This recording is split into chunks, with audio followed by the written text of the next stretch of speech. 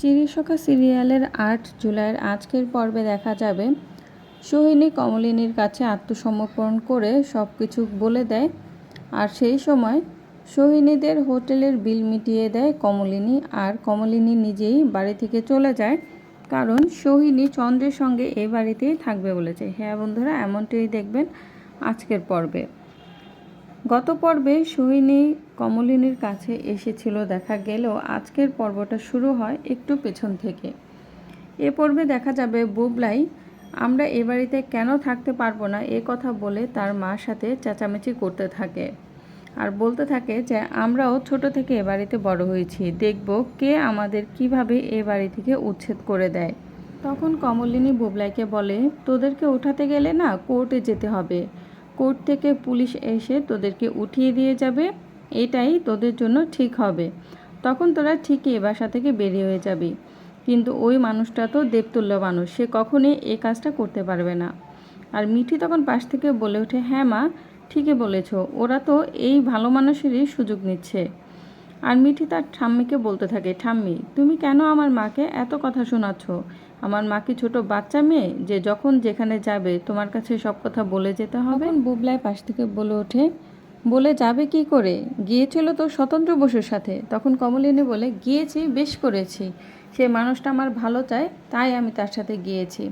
তখন চন্দ্র পাশ থেকে বলে ওঠে, না না, নতুন তোমার সাথে যাবে সে তো ঠিক আছে, কিন্তু আমি তো তোমার স্বামী, আমাকে তো তুমি নিয়ে যেতেই পারতে, কেন আমাকে নিয়ে গেলে না বলো তো? এছাড়া নতুনকে নিয়ে গেলে তো সকলের চোখে লাগে। তখন কমলিনী বলে ওঠে, চোখে তো আরও অনেক কিছুই লাগে, তোমার বড় ছেলে চোখেই শুধু লাগে না, একজন মহিলা তার মেয়েকে নিয়ে এসে তোমার স্ত্রী বলে পরিচয় দিচ্ছে, এটা বাকি সবার চোখে লাগলেও তোমার বড় ছেলে চোখে লাগে না, কারণ তোমার বড় ছেলের শরীরে তো তোমারই রক্ত বইছে, সে তোমার মতো একটি অমানুষ তৈরি হয়েছে। আর যারা তোমাকে সাপোর্ট করছে সবারই কিছু না কিছু স্বার্থ রয়েছে, আর তোমার মাও ভাবছে যে তুমি তোমার মাকে পুষবে, এই স্বার্থেই তোমার মাও বুঝেও না বোঝার ভান করছে, কিন্তু এটা উনি বুঝছেন না যে তুমি ওনাকে পুষতে পারবে না, সেই ক্ষমতাই তোমার নেই, বরঞ্চ ওনাকেই তোমার পুষতে হবে। কমলিনী শাশুড়ি বলে, আর এত বড় বড় কথা বলো না, স্বামীর সাথে 7 জন্মের বন্ধন। তখন কমলিনী বলে, সেটা আপনার কাছে, আমার কাছে নয়, আর কিছুদিন পর যখন ডিভোর্সটা হয়ে যাবে তখন আপনি কি বলবেন? কখনো কি একই কথা বলবেন, বিয়েটা জন্মান্তরের ব্যাপার? আর আপনি একজন মেয়ে হয়ে আরেকজন মেয়েকে কিভাবে এ করার কথা বলছেন, আমি এটাই বুঝতে পারছি না। যদি আপনার সামান্য লজ্জা থাকতো তাহলে নতুন ঠাকুরপোর বিরুদ্ধে এই ধরনের কাজগুলো কি করতে পারতেন? আমার কাছ থেকে বছরের পর বছর সেবা যত্ন নিয়ে এরকমভাবে পাল্টি খেতে পারতেন না লজ্জা থাকলে? কুর্চি তখন কমলিনীকে বলে, বৌদি ভাই ছেড়ে দাও, এদের সাথে এত কথা বাড়িয়ে লাভ নেই, আজকে একটি বিশেষ দিন, তোমার জন্মদিন, এই দিনটাকে নষ্ট করে লাভ নেই। চন্দ্র তখন আবার তার নতুন নাটক শুরু করতে থাকে। চন্দ্র বলে, মা আজ তো কুমুর জন্মদিন, ওর জন্য একটু পায়েস করে দাও, ওর জন্মদিনে একটু পায়েস খাবে। তখন কমলিনী বলে ওঠে, খবরদার আমার জন্য পায়েস করবেন না, তাহলে আমি সেই পায়েস মুখেও তুলব না। অপরদিকে বর্ষা ফোড়ন কেটে বলে ওঠে, হ্যাঁ এই পায়েস আপনি কেন খাবেন?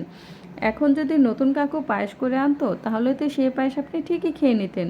তখন কমলিনী বলে, হ্যাঁ অবশ্যই সে পায়েস আমি খেয়ে নিতাম, কারণ সে পায়েসে আমার জন্য অত্যন্ত ভালোবাসা আর মায়া জড়ানো থাকতো। নতুন ঠাকুরপুর কিছু দেয়ার মধ্যে আমার জন্য যে যত্ন ভালোবাসা থাকবে সেটা অন্য কারো পক্ষে দেয়া সম্ভব না। এরই মধ্যে সোহিনী তার মেয়ে সোহালীকে নিয়ে বাড়িতে চলে আসে, আর চন্দ্রকে পেছন থেকে চন্দ্র বলে ডাকলে চন্দ্র খুব হতভম্ব হয়ে যায় আর বলতে থাকে, এ কি আপনি, তুমি আবার ওই বাড়িতে এসেছেন? সোহিনী বলে, আমরা হোটেল থেকে চলে এসেছি চন্দ্র, তোমার তো আজকে হোটেলে সব বিল পেমেন্ট করার কথা ছিল, তুমি তো পেমেন্ট করোনি চন্দ্র, আমাদেরকে হোটেল থেকে তাই বের করে দিয়েছে। তখন সোহালী বলতে থাকে, হ্যাঁ বাবা, হোটেল থেকে আমাদেরকে বের করে দিয়েছে কারণ আমরা সব বিল দিতে পারছিলাম না। আর সোহিনী চন্দ্রকে বলে, তোমার জন্য এ পর্যন্ত অনেক মিথ্যা কথা বলতে হয়েছে, আমার দেয়ালে পিঠ থেকে গিয়েছিল, তাই তোমার জন্য আমি অনেক মিথ্যা কথা বলতে বাধ্য হয়েছি। এবার সোহিনী কমলিনীর কাছে এগিয়ে এসে বলে, আমি আপনাকে একটি সত্যি কথা বলতে চাই, এই লোকটাই আমার স্বামী, চন্দ্র আমার স্বামী, আর এই যে মেয়েটিকে দেখছেন এই মেয়েটি আমার আর চন্দ্রেরই মেয়ে সোহালিয়া। আর চন্দ্র একদিনের মধ্যে আমাদেরকে নিরাশ্রয় করে চলে এসেছে, আর এখানে যখন আসছি তখন বলছে উনি আমাদের কেউ নয়, কিন্তু হোটেলে যখন যাচ্ছে তখন আমার স্বামীর পরিচয় দিয়েই হোটেলে যাচ্ছে। আর এখানে যখন থাকছে তখন বলছে উনি একটা আমাদের ওখানে হোমে ছিল। একথা শুনে মাথায় হাত পড়ে বুবলাইয়ের। মিটিল তখন বলে আমরা জানি উনি কোনো হোমে ছিলেন না, কারণ এর অনেক প্রমাণ আমাদের হাতে আছে। কমলিনী তখন বলে আপনি যে শেষমেশ সত্যি কথাটা সকলের সামনে স্বীকার করলেন, এর জন্য আপনাকে অনেক ধন্যবাদ। সোহিনী তখন বলে আমার কোনো উপায় ছিল না, আমার দেয়ালে পিঠ থেকে গিয়েছিল। হোটেলে একদিন থাকার পর আমার কাছে সব টাকা পয়সা শেষ হয়ে গিয়েছে, তখন হোটেল থেকে আমাদেরকে বের করে দিয়েছে। চন্দ্র তখন বলে এই যে শুনুন, আমি যে আপনাকে বিয়ে করেছি তার কোনো প্রমাণ আছে আপনার কাছে, কোনো কাগজ আছে? সোহিনী তখন বলে আমি তো আর সব কাগজপত্র নিয়ে ঘুরছি না, যদি প্রয়োজন হয় তাহলে আমি সেই সমস্ত কাগজপত্র এনে দিতে পারি, আর আমি তো জানতাম না যে তুমি এভাবে আমাদেরকে অস্বীকার করবে। চন্দ্র তখন সোহিনীকে মিথ্যাবাদী প্রমাণ করার চেষ্টা করে আর বলে যে সোহিনীর কথা এখানে কেউই বিশ্বাস করছে না, বিশেষ করে তার ছেলেমেয়েরা তো নাই। সোহিনী তখন ভীষণই ক্ষেপে যায়, ক্ষেপে গিয়ে বলে খবরদার চন্দ্র। সোহালিয়া বলে বাপি তুমি আমাদেরকে এভাবে ভুলে গেলে, তুমি আমার মাকে এভাবে অপমান করছো। কমলিনী তখন সোহালিয়াকে বলে আমরা কেউ বিশ্বাস করছি না মা, আমরা জানি উনি এই কাজগুলো করেছেন। কুর্চি তখন বলে আপনি তাহলে সেদিন মিথ্যা কথা বললেন কেন? এতদিনেও কি লোকটিকে চেনেননি? কেন এত সব কথা বানিয়ে বানিয়ে বললেন? সোহিনী তখন বলে আমার তখন দেয়ালে পিঠ থেকে গিয়েছিল। একটা মেয়ে কী সিচুয়েশনে পড়লে স্বামীর কথায় মিথ্যে কথা বলতে পারে, এটা যেই মেয়ে এমন সিচুয়েশনে না পড়েছে সে বুঝতে পারবে না। কিন্তু এই মুহূর্তে দাঁড়িয়ে আমার দেয়ালে একদম পিঠ থেকে গেছে, আমি আর সত্যি কথাগুলো না বলে পারলাম না। চন্দ্র তখন সকলকে বলে এই তোরা এসব কথা বিশ্বাস করছিস না তো? বাবিলের দিকে তখন তাকিয়ে বলে বাবিল তুই এই কথা বিশ্বাস করছিস না তো? বাবিল তখন বলে হ্যাঁ বাবা আমরা বিশ্বাস করছি, আমরা সবাই এসব কথা বিশ্বাস করছি। বুবলাইয়ের দিকে তাকিয়ে বলে বুবলাই তুই বিশ্বাস করছিস না তো? তখন বুবলাই বলে না বাবা আমি এগুলো কিছুই বিশ্বাস করছি না। আর বর্ষাও সাইড থেকে বলে ওঠে হ্যাঁ বাবা আমিও এগুলা কিছু বিশ্বাস করছি না, আমরা তো আপনাকেই বিশ্বাস করি। তখন কমলিনী বর্ষাকে বলে হ্যাঁ তুমি বিশ্বাস করলে তো মুশকিল আছে, কারণ তুমি যে কীর্তিকলাপগুলো করে এসেছো সেগুলোও তাহলে সকলকেই বিশ্বাস করতে হয়। তুমি অনেক টুপি পরানোর চেষ্টা করেছো। বর্ষা তখন বলে মামুনি তুমি কিন্তু আমাকে ইনসাল্ট করছো। কমলিনী বলে তুমি কি ইনসাল্ট করার মতো মেয়ে নও বলছো? কুর্চি সোহিনীকে জিজ্ঞেস করে আপনি কি ওনাকে জিজ্ঞেস করেননি যে উনি বিবাহিত কিনা? তখন সোহিনী বলে হ্যাঁ আমি ওকে জিজ্ঞেস করেছিলাম, ও বলেছিল ওর বউর সাথে ওর কিছুতেই বনিবনা হচ্ছে না আর ওদের ডিভোর্স হয়ে গেছে। আর আমিও চন্দ্রের সেই কথাগুলোই বিশ্বাস করেছিলাম। আমি যদি জানতাম চন্দ্র বিবাহিত এবং ওর ছেলে মেয়ে আছে তাহলে কখনোই আমি ওর সাথে সম্পর্কে জড়াতাম না। কুর্চি বলে আপনাদের বিয়ের সময় কি কোনো সাক্ষী ছিল বা রেজিস্ট্রি করেছিলেন? সোহিনী বলে হ্যাঁ বিয়ের সময় কিছু কিছু মানুষ উপস্থিত ছিল আর আমাদের পরে রেজিস্ট্রিও হয়েছিল, সে সমস্ত কাগজপত্র আমার কাছে আছে, আপনারা চাইলে আমি দেখিয়ে দিতে পারি। চন্দ্রের মা বলে এই মেয়ে তুমি আমার ছেলের নামে বদনাম দিচ্ছ। তখন সোহিনী বলে আপনি কিভাবে জানলেন যে আমি আপনার ছেলের নামে বদনাম দিচ্ছি?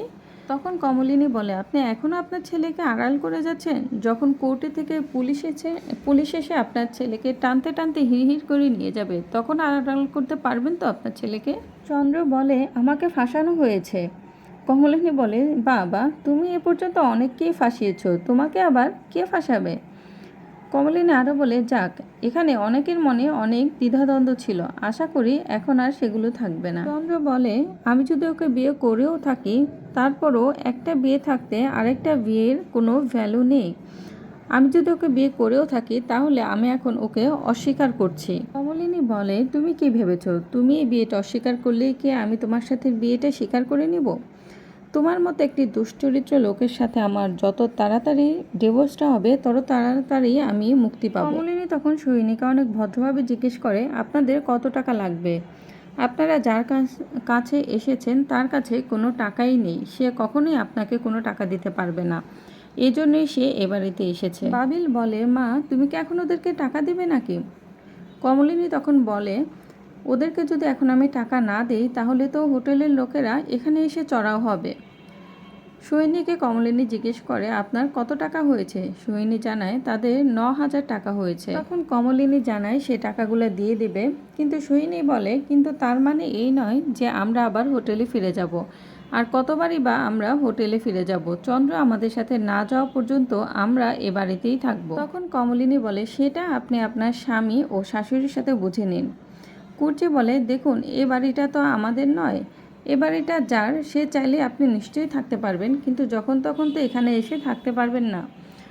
চন্দ্রের মা তখন বলে তুমি কি পরিচয় থাকবে এখানে। তখন সোহিনী বলে কেন, আপনার ছেলের স্ত্রী পরিচয় থাকবো। চন্দ্রের মা বলে তুমি দেখতে পাচ্ছ না এখানে ওর স্ত্রী সন্তানেরা রয়েছে, তুমি কিভাবে এখানে থাকবে। সোহিনী তখন বলে কেন, আপনি কি দেখতে পাচ্ছেন না আপনার ছেলের দ্বিতীয় স্ত্রী বর্তমান এবং একটি সন্তানও রয়েছে। আজকে আপনার নাতি নাতনির আপনার কাছে আছে বলে আপনার তাদের জন্য এত মায়া হচ্ছে।